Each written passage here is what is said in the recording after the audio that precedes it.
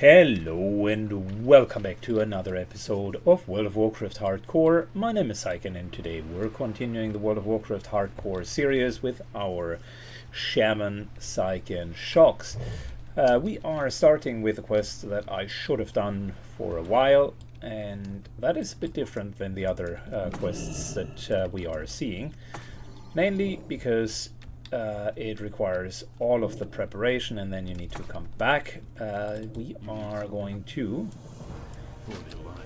fight off a couple of Nagas that are incoming. So, wave after wave, these guys are going to finally come, and we need to make sure that we're surviving here.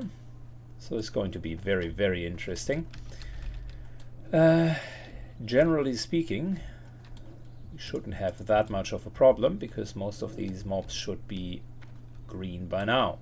You've plundered our treasures for too long. Prepare your watery grave to meet your watery grave. Well, we're going to see about that, Naga scum. Coming in with a solid 690 damage.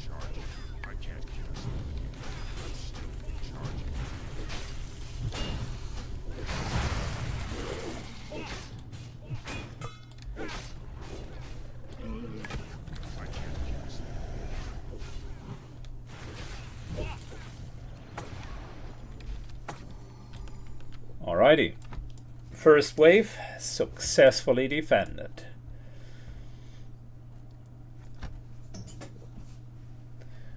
That staff, by the way, from Zumra's Vexing Cane is absolutely insane. Couldn't believe that we had such a nice staff here.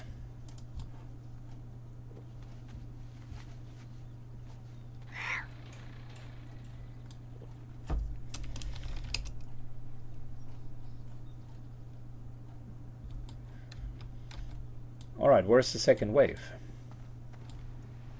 Is it happening? Is it not happening? It is happening.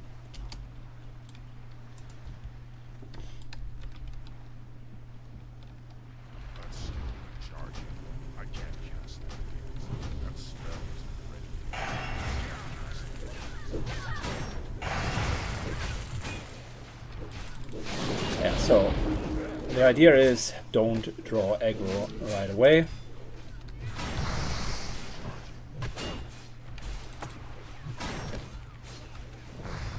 Also, try a couple of totems and let these guys help with the fight. Shake Sobreen takes some damage. I'm going to help him.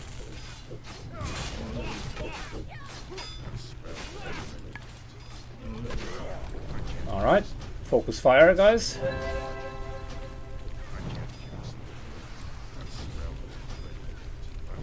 The good part about these guys fighting the Nagas for a while is they have plenty of threats, so...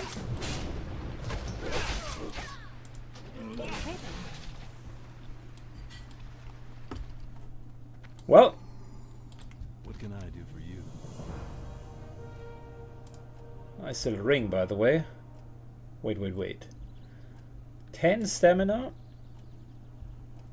Okay. Have a good one. Greetings. See you around. There we go. 4,000. That's a good ring. More up-to-date ring than the one that we had.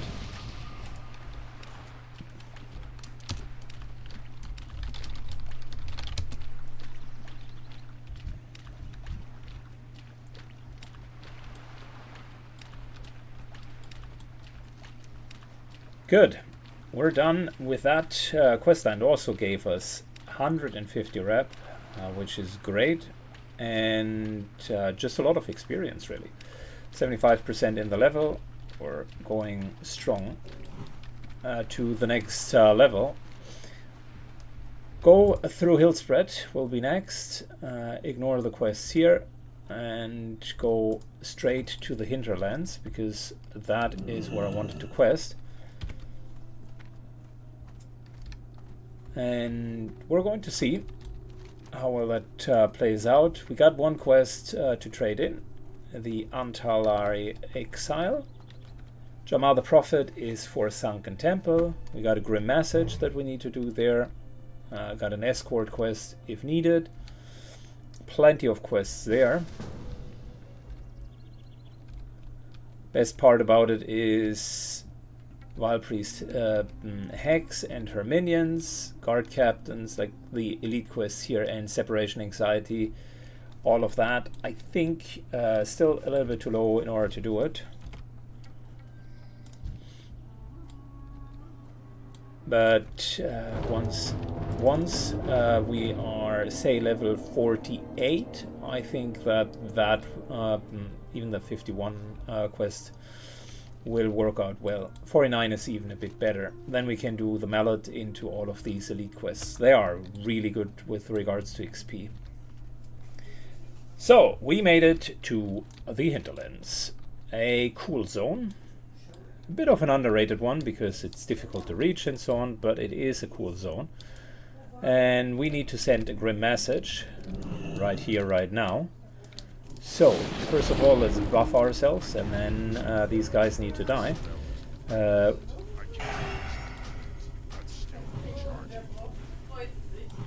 These, by the way, are no joke. They can execute, so if we were a little bit lower, that would be a problem.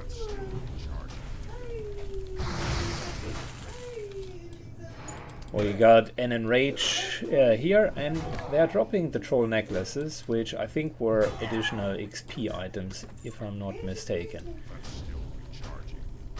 Need a lot of those skulls.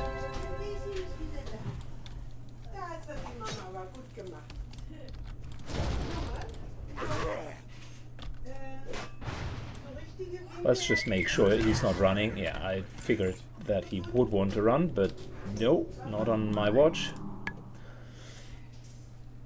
Okay, so we need to... how many do we need for that pike? Attach 20 skulls to the pike to send a message. That should be easy enough. And then we need to get the venom bottles. These guys here are starting another quest. I would say we're doing that into Wildkins.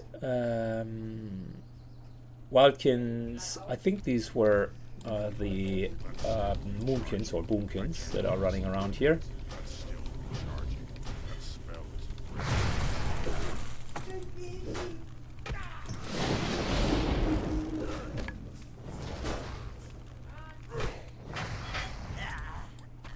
Luckily, all of these guys are dropping a skull, so let me just finish 20 kills here, clear up all of that camp, get the 20 skulls, and then we can send a grim message. The trolls are decent experience, so that's going to be fun. We'll get some cloth, good experience, and 2 quests done in one go. I like it.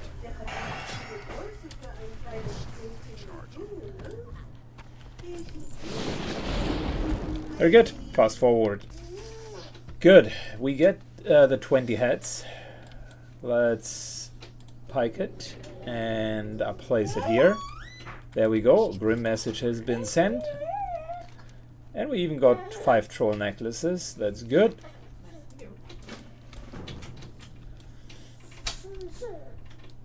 Time for us to continue thinning the flock here. So we killed a lot of trolls, but now it's time for these moonkins, or enraged moonkins. There we go. Owlbears, that's how they are called.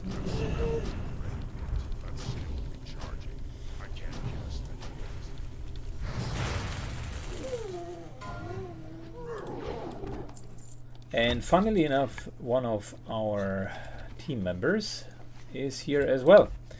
Let's ask him. Do you want to do the escort together?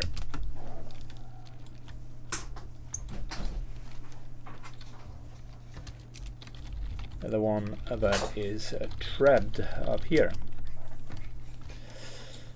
Sure, let's do that. There's also a kill quest for these guys, but unfortunately I think it requires talking to the guys up on top of the hill, and that in return requires you to have a quest that sends you there in the first place. To be entirely honest, I haven't prepared super well for the hinterlands, and there's another quest for a poisonous mushroom from Tanaris, but we don't have that yet. However, we're likely going to come back anyways at some point.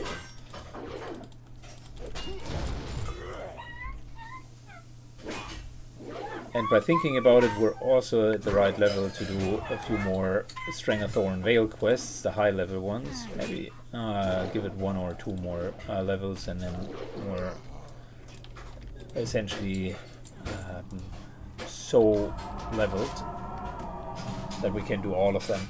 The elite quests and even the level 50 ones on the island with the crazy apes. So yeah, this one here is straightforward. Basically, get Rinjal.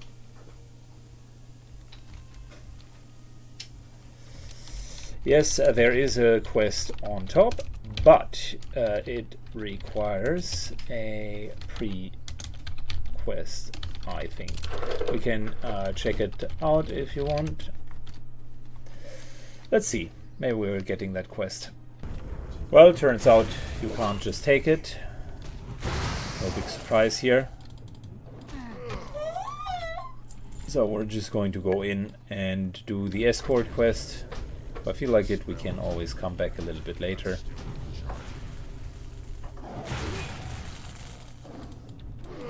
The droid to a degree is a good extension to what I am doing.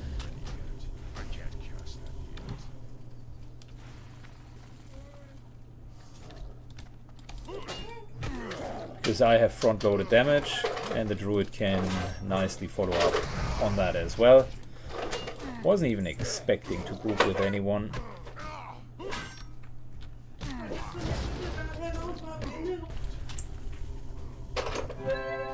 With 2 people, of course, it's easier to handle ads.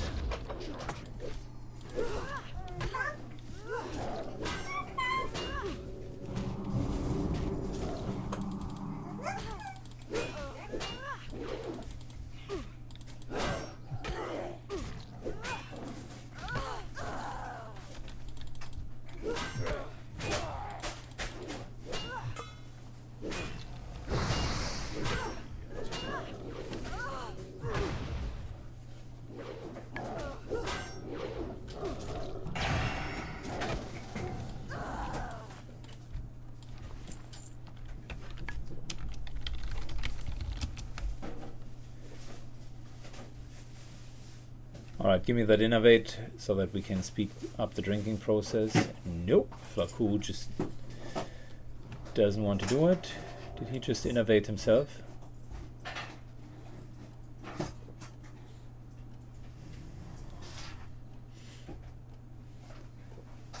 Oh boy. Zeuscraft, by the way, is that guild that does the level 60 Makarah tournament. I can tell you, my dude, if you don't know how to innovate, you're not going to do very well in the duels. But okay, it is what it is.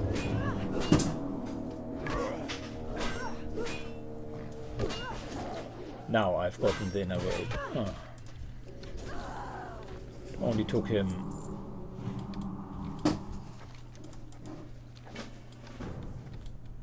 It only took him like a while to find that button.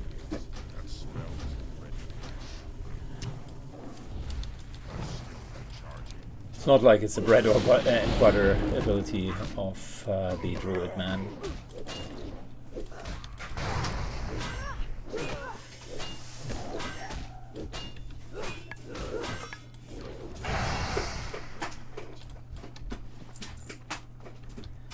Alright, yeah, this is going to be straightforward. We just need to walk him out and be done with it. Afterwards, time to trade in the Until I Exile quest. And if we do have enough, yeah, we do have enough room, might as well pick up Jamal down here. Jamalan the Prophet.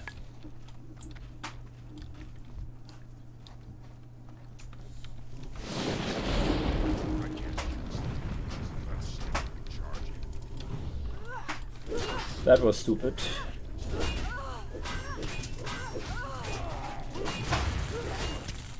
Alright, switching to one hand and shield.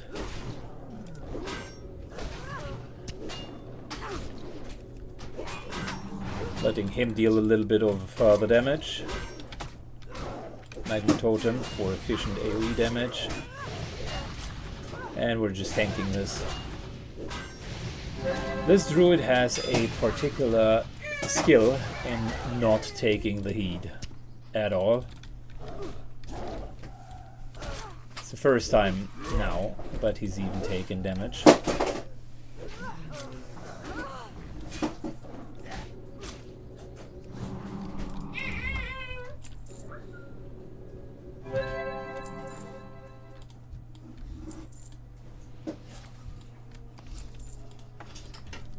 Good.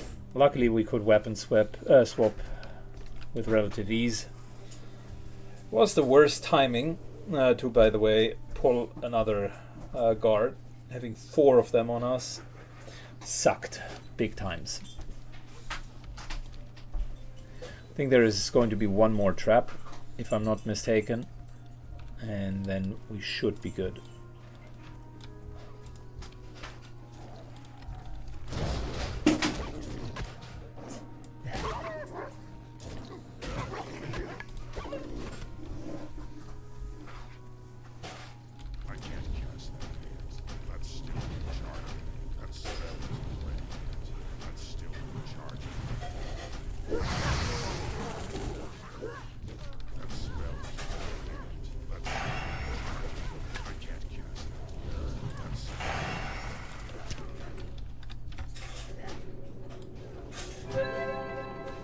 Alright, Flaku, just continue, please.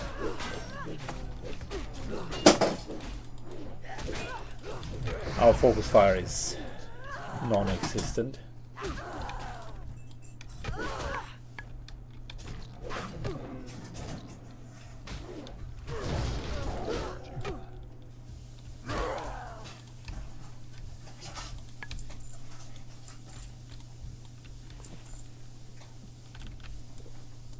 Yeah, but luckily we're 2, so 0 problems even with 4 mobs.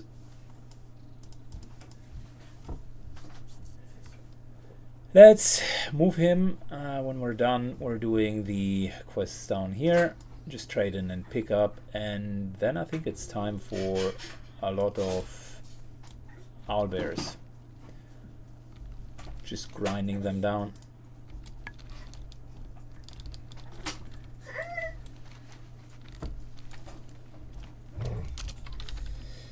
Okay, fast forward. Alright, so Zufra group off the table. I had a bit of an interesting discussion.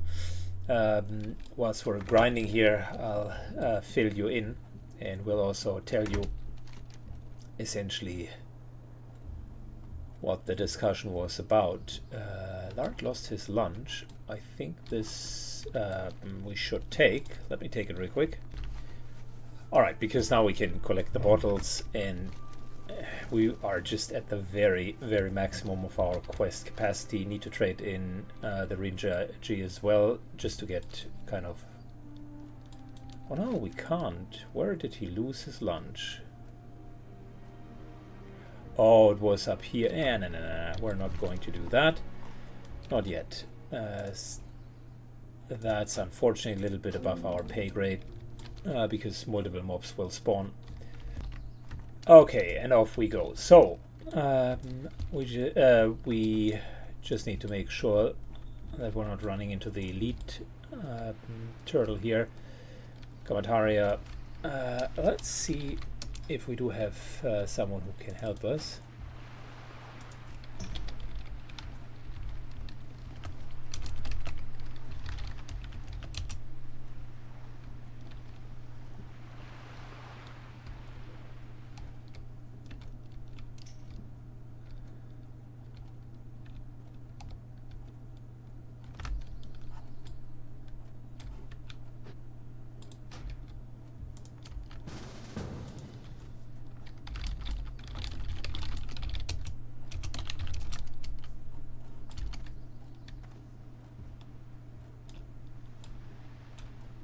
Good. So we're getting help with Gamatoria, which is great. I love it. And soon, if we get a level, at least some of the saltwater snapjaws are no longer orange.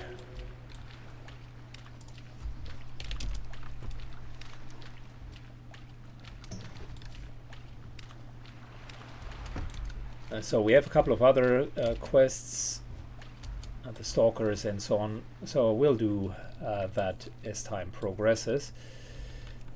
So let me tell you about the little story. So we had that group going, Feral, Druid, Warrior, Hunter and me. And it just struck me at some point because we were sitting there announcing that we need a tank. So I just asked a genuine question and said, listen, why do we have a Feral Druid and a Warrior and none of you is tanking? But we're instead saying everybody wants to be DPS and no one wants to tank. I get it. Tank is not the nicest role because you're oftentimes throwing yourself in front of the enemies, and that can be daunting. But there are only two classes in Classic that can tank. If you ignore the Shaman meme tank, and that would be Warrior and Druid, right? So the answer was, you know what, one needed to quote-unquote go because apparently that was too much of a blast to just ask that question, and the other one said they don't trust any healers and they just never tanked in their life. I've heard that excuse like 150 times. Why play a character class that can tank if you don't at least develop a certain proficiency to do it, knowing fair well that not everybody just from the class chassis can do it. So I then asked you, so you rather wait 60 minutes or 2 hours and share loot with another warrior than to simply pick up your shield yourself and just tank, right? It doesn't even need to be a stellar tank or anything.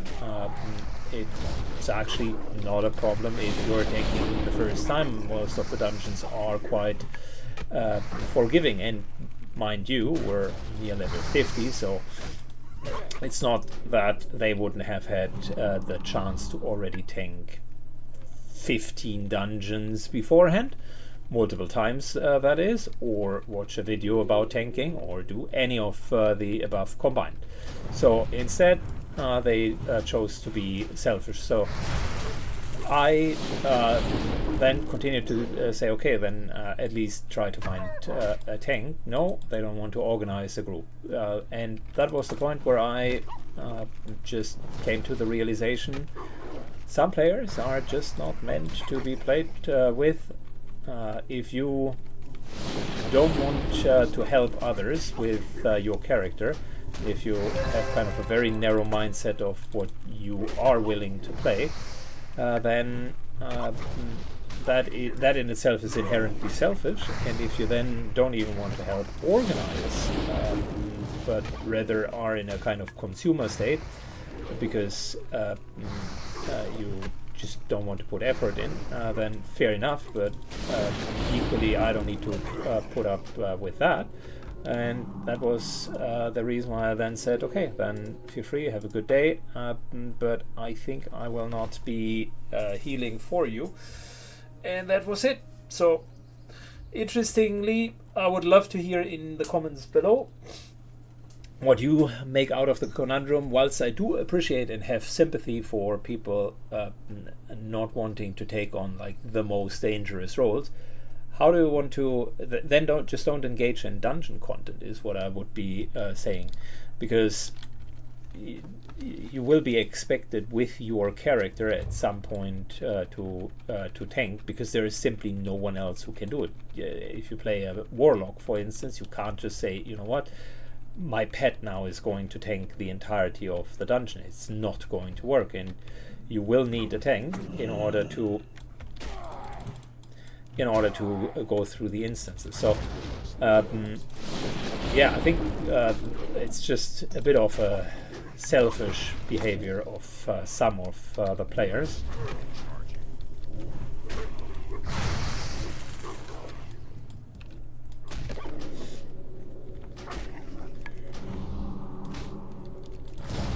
And to be fair, I found it also quite annoying as a behavior. So maybe it's just me, and maybe I am getting older as a gamer and develop less tolerance for bullshit. But yeah, it was definitely, or it has become a pet peeve of mine. I came to the realization, if I can avoid it, I will just not play with DPS warriors unless they bring a tank to the table.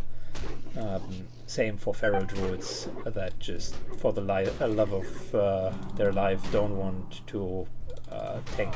As a feral druid, it's even less understandable, to be honest, because they don't even need different gear for the majority of all of the dungeons. They get so much armor and health in bear form as a standard, and they have it's already in their talent tree. Like, they don't even need to go into a different talent tree. Not saying the warriors need to be deep prot spec. You can, with arms and fury, very confidently tank. It's not even a problem.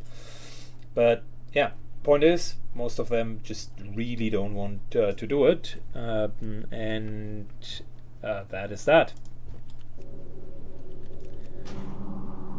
Good. Enough waffling about it. I'd be curious to hear your thoughts around it, and leave a comment down below so that we can talk a bit about it. In the meantime, as you can see, we're trying to get these stalkers.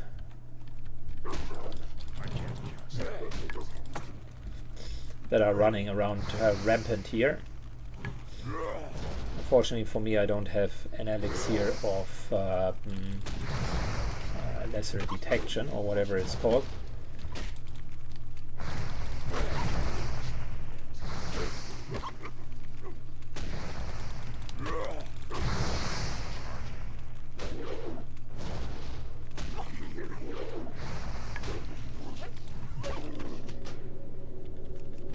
We're, by the way, almost at the point where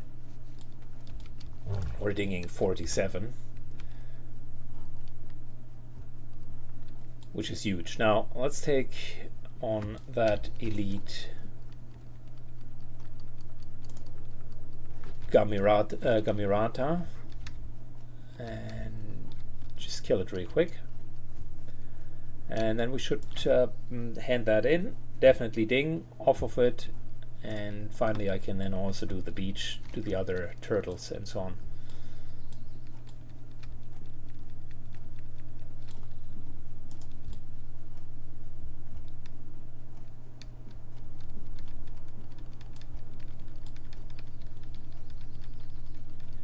Unfortunately, don't have the beacon here. Props to the guy for soloing it. A couple of hard fights.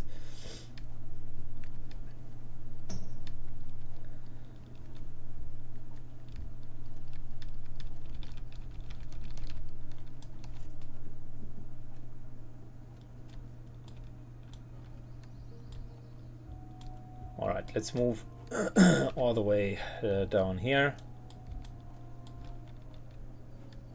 And I'm already looking. I'm not bound to that quest. I'm already looking for the elite. Good. We found Gabatharia. Let's go.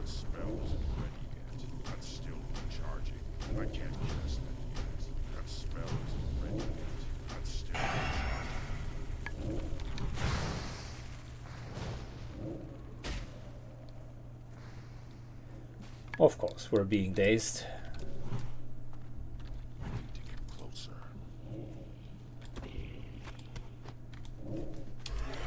Let me trade in for level, then lunch. Okay, cool. So he agreed to help us with the Lardlos his lunch quest, which is going to be huge. Need to take the Q. Q-log was full.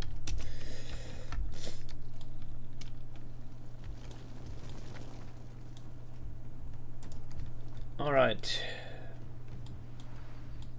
So, let's ding 47. Love it. There we go. Continuing our restoration path.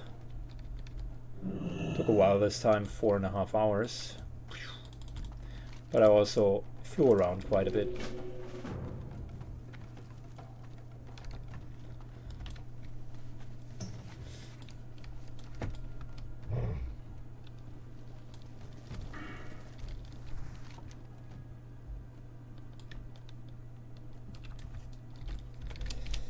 It is on the other island, the one north.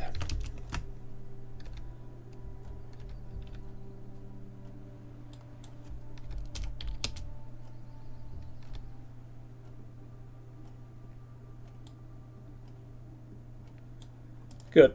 Now we're high enough that some of these saltwater snapjaws are no longer orange to us.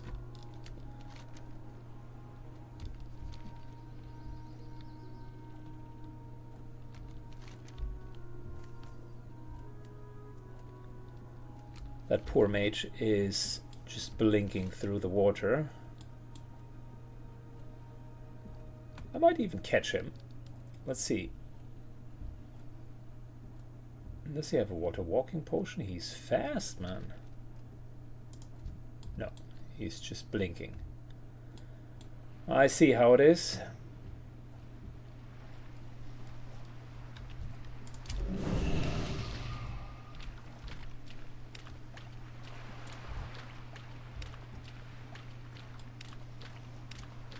Yeah, he's still winning it.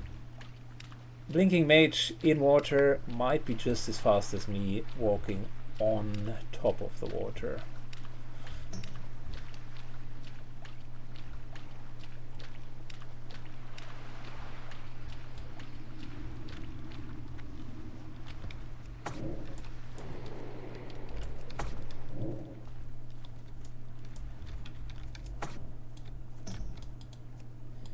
Good.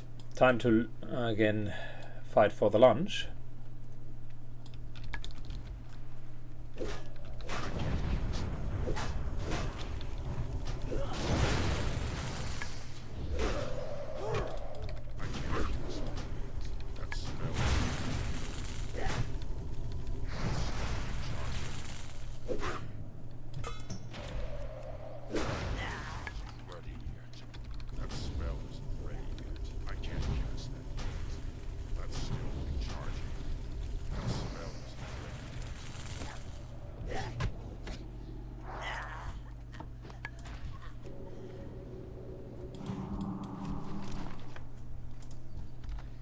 The least I can do for him is water walking. Thank you a lot for the support. Could I ask for a final favor? 3 stacks of water, please. Thank you, thank you, thank you.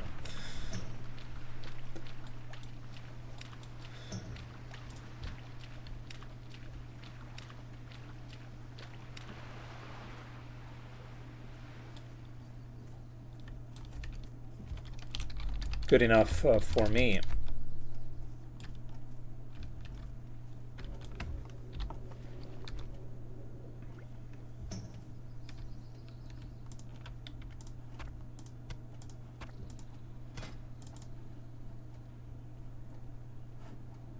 Giving him a little bit of stat food in return as a thank you.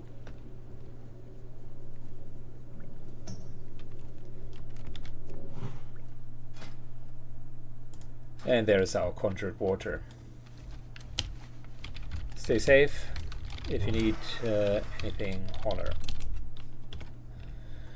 Okay, well, that worked surprisingly well.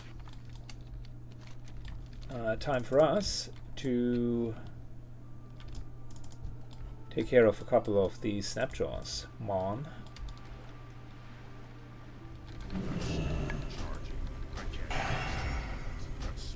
Good, how many do we need? That's like what, 15 scales? But I think they all of them drop unless I'm mistaken. Also will be a bit of a longer journey with the snapjaws because they do have a high armor class. Oh, we just need to slay them. Yeah, well, that will be doable. Just need to select the ones that are not orange. Good. Fast forward for you guys. Alright, so Lard, here's your lunch. Thank you for the 5,000 experience. And we're going to trade in snapjaws as well. So that's 2 quests done. And already almost 15% in. Damn, that was quick. Also got the best fishing rod in the game. Second best. There's one from ZG that is better, but it is behind a boss that very much can kill you, so people are skipping it typically. Got a nice attack power, random drop, and another random drop that is looking good, but not good enough to switch for it. Bit of banana bread. Cool. So we're good. That was 2 quests. Now let's go to the Silvermane Stalker and do all of those before going into the different camps. People are now offering 10 gold pieces for someone that would tank ZG. Unbelievable.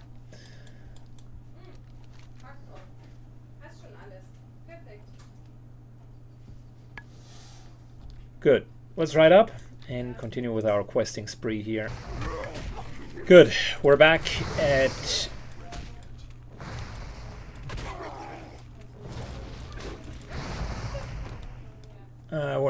grinding the wolves, which by the way drop meat for some of the best food in the game. Collecting that here. Got eggs, got tender wolf meat. That's the stuff that we need for raiding. So this here is not wasted at all this time. Plus we're having a quest off them, killing them quite literally. So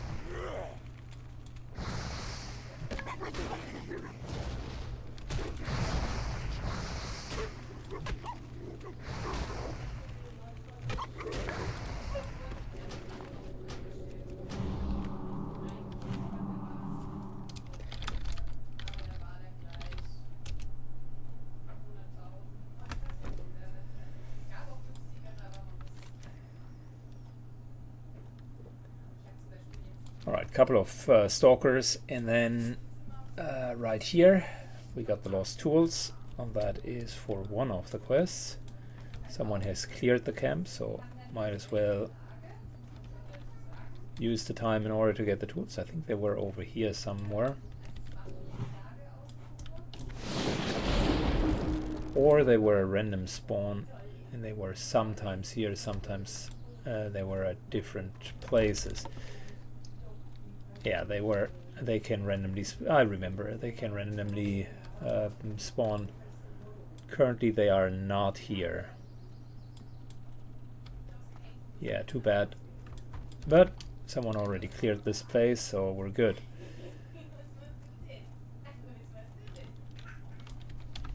Let's continue with just the stalkers here.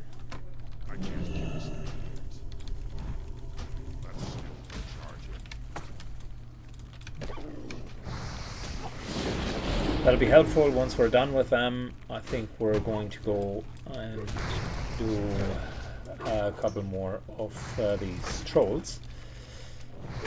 What else do we need? We need griffins, which should be an easy task for us. And after griffins, oh, 20 savage owl beasts. Well, that's easy as well. Plus, it is super good in order to get more giant eggs. So the quests here are almost encouraging you to have a fantastic cooking skill.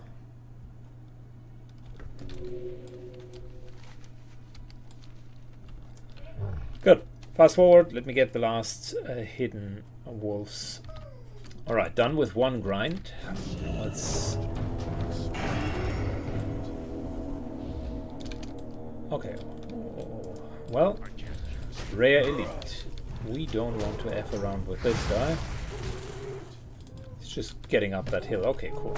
No problem. Seldom is enough to see an elite wandering in the hinterlands. So I think that's the only one. I was about to say we're coming off of one grind and we're going for another one. 20 of these owl beasts is our next target.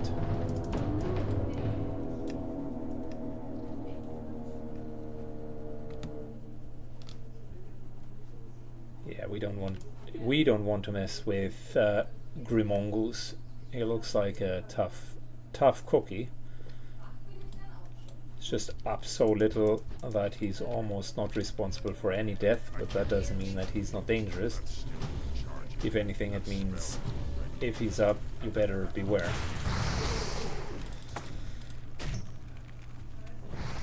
Okay, cool. So, since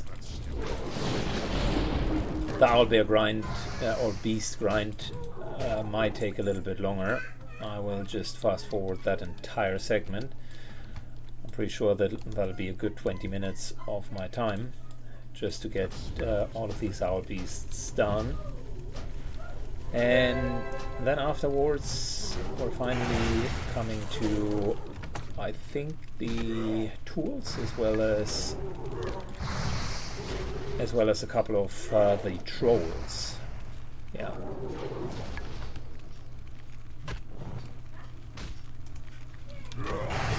And we need to kill more soothsayers, so that's more dogs that need to go.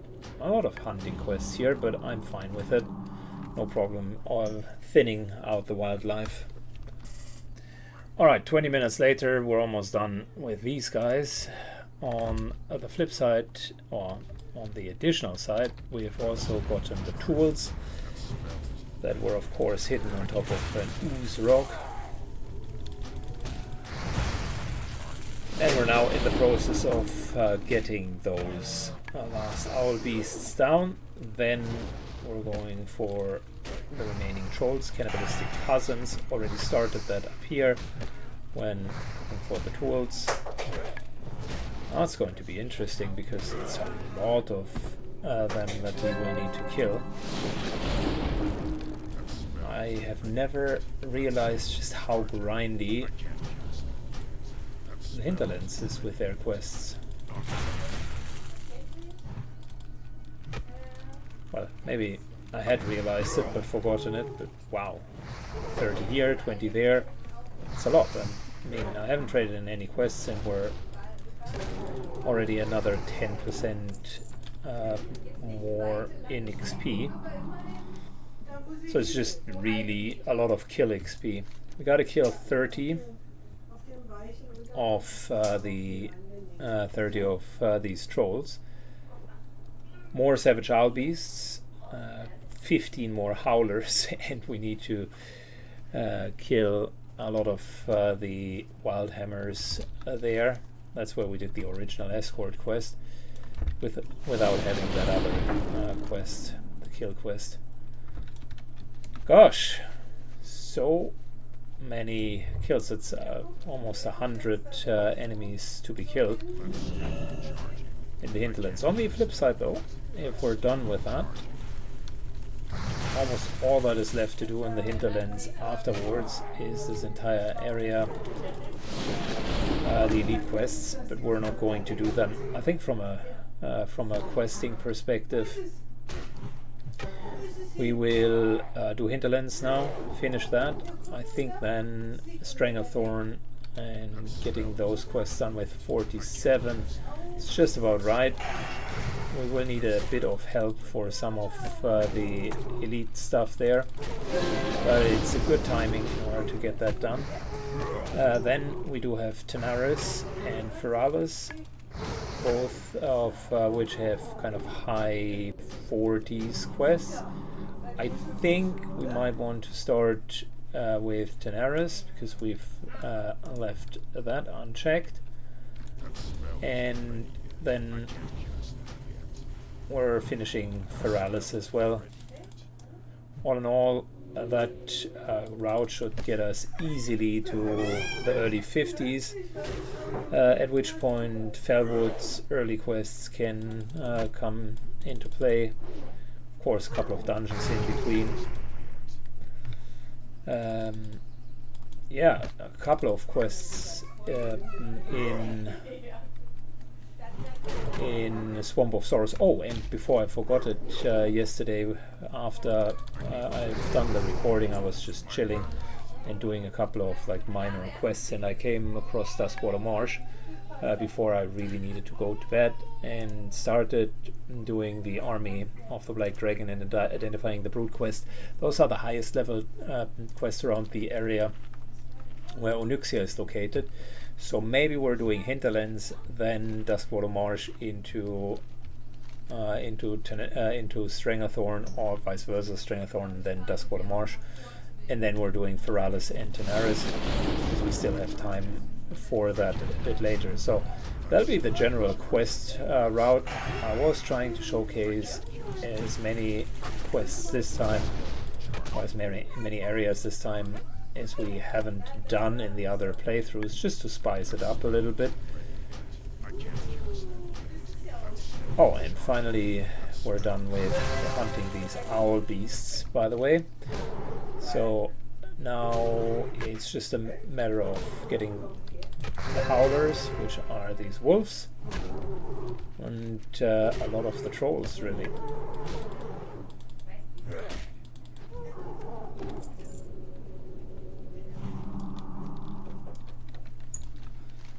This is where the mallet quest starts, but I'm not going to clutter my inventory with something that I can't really finish.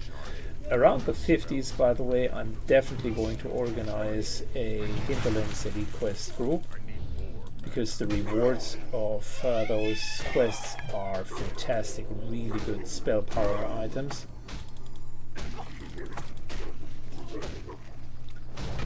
So for us it will be the perfect opportunity.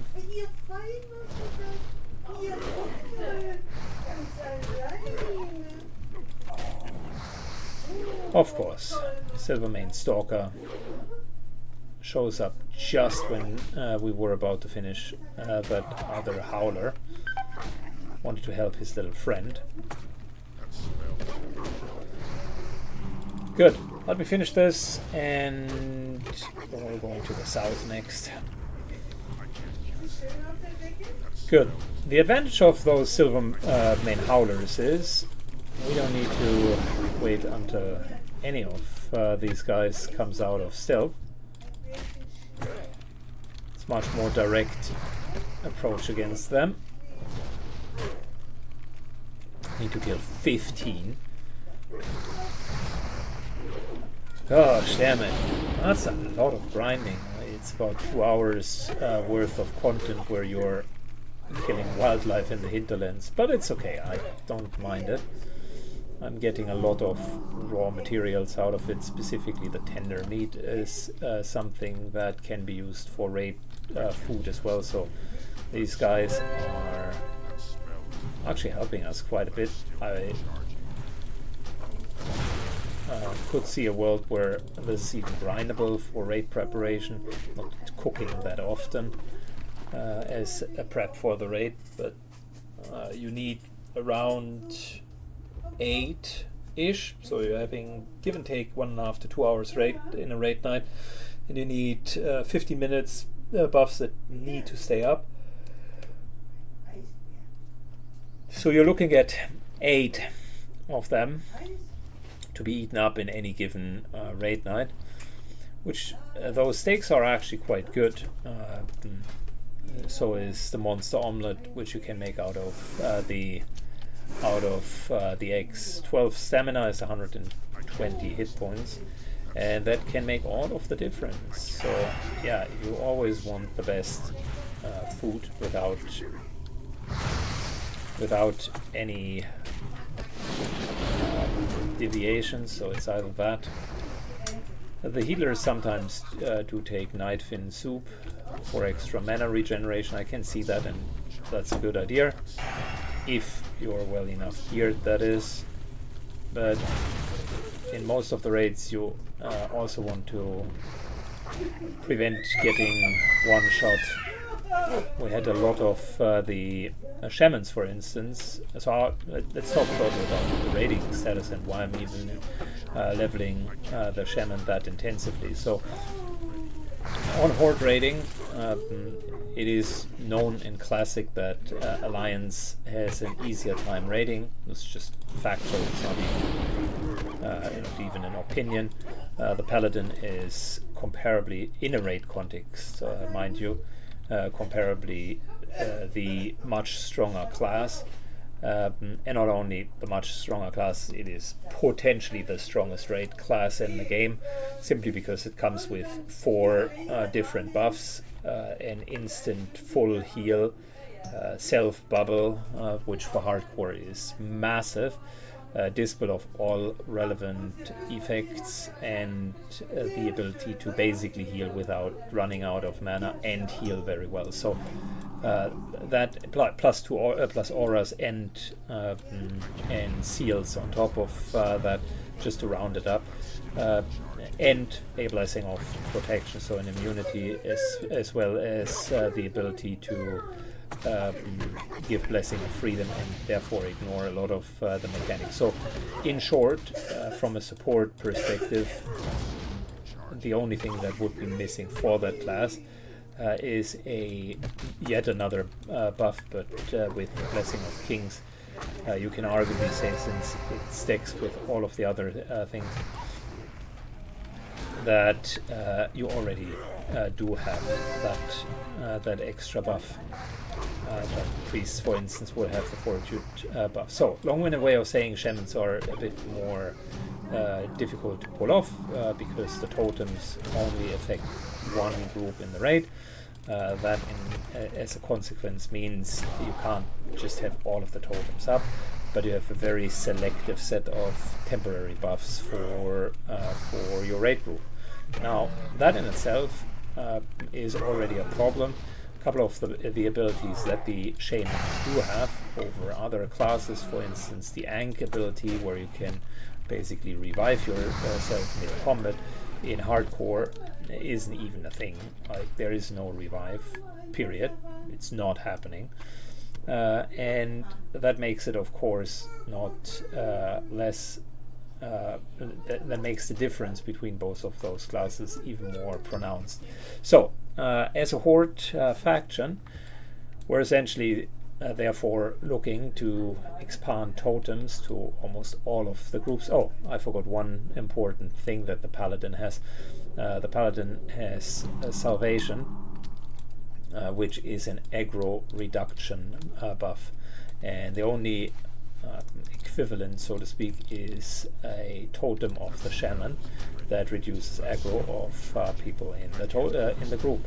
Now, number one, that is less customizable than the Paladin buff, but also, of course, as you can imagine, it conflicts with other totems such as Wind Fury, which is the big strength of the Shaman. The reason why those threat mechanics are so ultra important in the end game is because the raiding, to a degree, is nothing but a threat simulator. You want to make sure that the tank always has more threat, typically the DPS, if they just go hard enough and pump even more cooldowns, specifically the melee DPS that scale very well with equipment and don't have any aggro reduction built in their kit, they at some point will over aggro. So the thin line that you're trying to tread is, how can I make sure that my raid deals absolutely massive amounts of damage whilst at the same time keeping threat on the tank. So Alliance on this part also has it easier, because I think Blessing of Salvation is 20% reduced threat, and that's just a lot. It is a massive buffs, together with Kings, potentially the strongest buffs from a raiding perspective. Good. So now on the Horde side, since all of that is not really available, you are looking to get Shamans in raids, and in a quote-unquote perfect world, our raid leader would absolutely love to have 7 or 8 Shamans. That of course comes with a bit of a problem, because number one, gearing all of these characters sucks, because you will be fighting in brackets for very similar loot items, and that also comes with the caveat that Shamans are, just statistically speaking, the most difficult class to level 60, with only 0.5 something percent of all players that make it to 60 or die.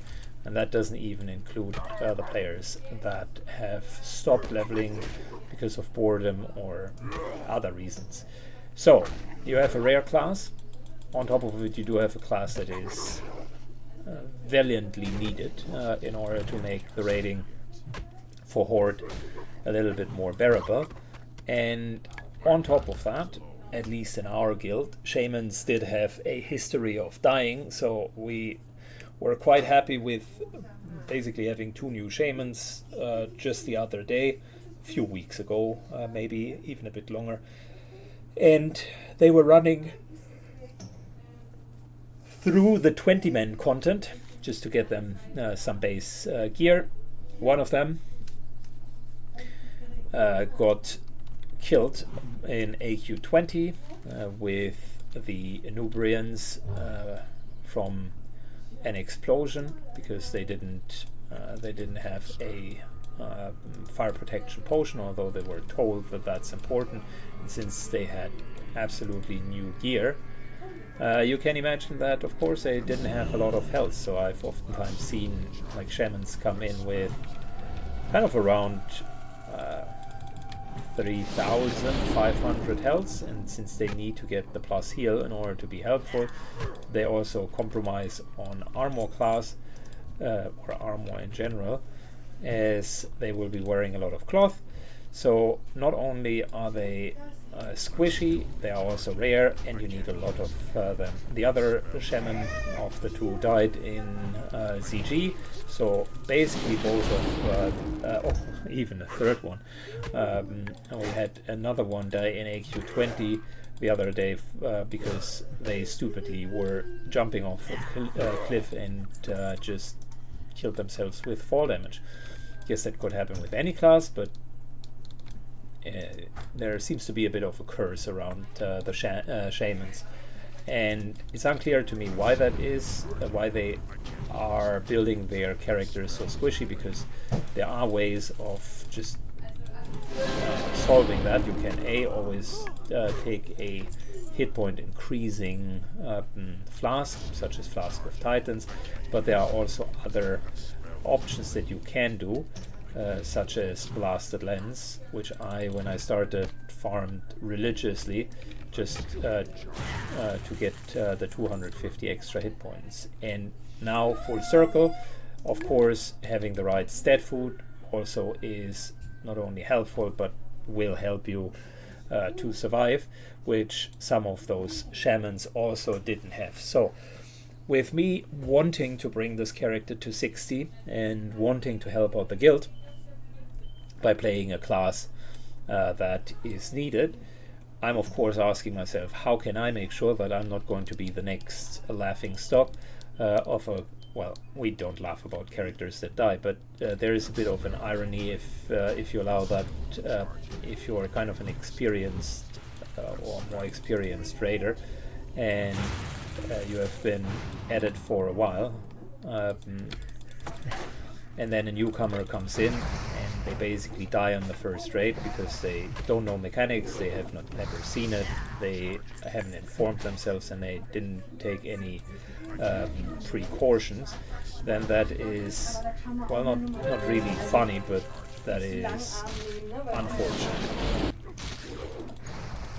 So yeah, that's the story of the shamans and how they continue to die. People seem to not love to level them. They are comparably squishy. They are very much wanted.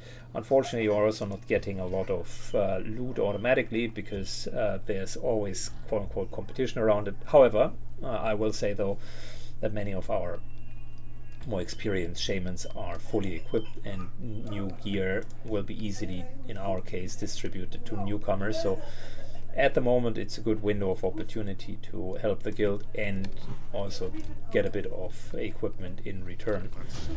So yeah, we just need to make sure that A, we're not dying during the leveling process, and B, we definitely need to make sure that we're taking care of our defenses when it comes to raiding in general, and hit points more particularly. Currently with 2,600 hit points gives you a bit of a precursor of where you're going to end up. We're likely going to be in the early-ish 3,000s, maybe 3,500 self-buffed, which is good. You can reach 5,500, 6,000 hit points, and I intend to scale the character a little bit more defensive, not giving up too much of the healing power, but there are skills that some people just don't take, and I think that's a huge mistake as well. So I'm particularly talking about one skill here, which is called elemental warding. If you are a full resto shaman, people typically don't put the 8 points that are required in order to get, so 5 to get to this talent and 3 to actually get that talent in, because kind of the mana or impact of your spells doesn't really matter, because you're not casting a lot of damage spells in the raid. Matter of fact, none. However, this talent in particular, in my perspective, is an absolute must-have in hardcore, as if you're taking a look at it, it reduces fire, frost and nature damage by 10%. And those are fire, molten core and BWL, nature AQ in all of its glory, and Nexramas with frost damage. Those are exactly the 3 types of damage that you will take, and a 10% reduction of damage effectively means a 10% increase of your health, even a little bit more if you think about it. So that'll be my approach to it, just getting a bit more defensive, also wearing a shield, getting proper hit point enchantments. Maybe we can get away with even a few more hit points. Of course I want plus healing on the gear, but we'll talk about all that a little bit later. Now I've talked you through so much, and I'll fast forward I think the rest of these trolls here, as we're just chilling and grinding through them.